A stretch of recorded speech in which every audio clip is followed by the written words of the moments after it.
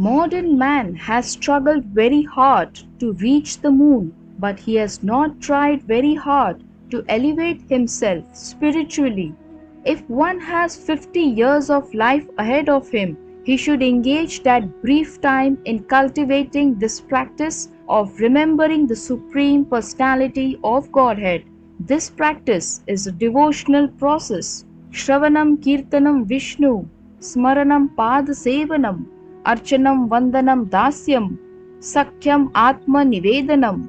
These 9 processes, of which the easiest is Shravanam, hearing the Bhagavad Gita from the realized person, will turn one to the thought of the Supreme Being. This will lead to remembering the Supreme Lord and will enable one, upon leaving the body, to attain a spiritual body which is just fit for association with the Supreme Lord. The Lord further says, Bhagavad Gita, chapter 8, text 8, Abhyas yoga yuktena chetasa nanya gamina paramam purusham divyam yati parthanu chintayan.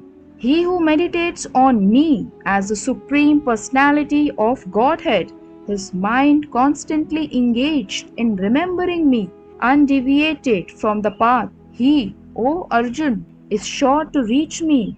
This is not a very difficult process. However, one must learn it from an experienced person. One must approach a person who is already in the practice. The mind is always flying to this and that, but one must practice concentrating the mind always on the form of the Supreme Lord, Sri Krishna, or on the sound of His name. The mind is naturally restless, going hither and thither, but it can rest in the sound vibration of Krishna. One must meditate on Paramam Purusham, the Supreme Personality of Godhead, in the spiritual kingdom, the spiritual sky, and thus attain Him. The ways and the means for ultimate realization, ultimate attainment are stated in the Bhagavad Gita, and the doors of this knowledge are open for everyone. No one is barred out.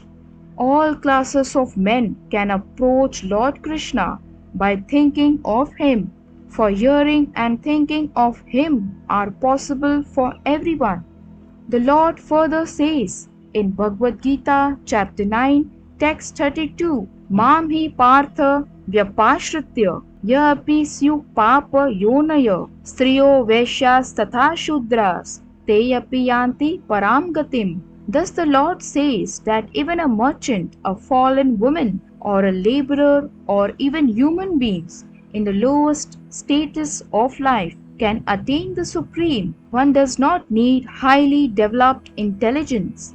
The point is that anyone who accepts the principle of Bhakti Yoga and accepts the Supreme Lord as the summum bonum of life, as the highest target, the ultimate goal, can approach the Lord in the spiritual sky. If one adopts the principles enunciated in Bhagavad Gita, he can make his life perfect and make a permanent solution to all the problems of life. This is the sum and substance of the entire Bhagavad Gita.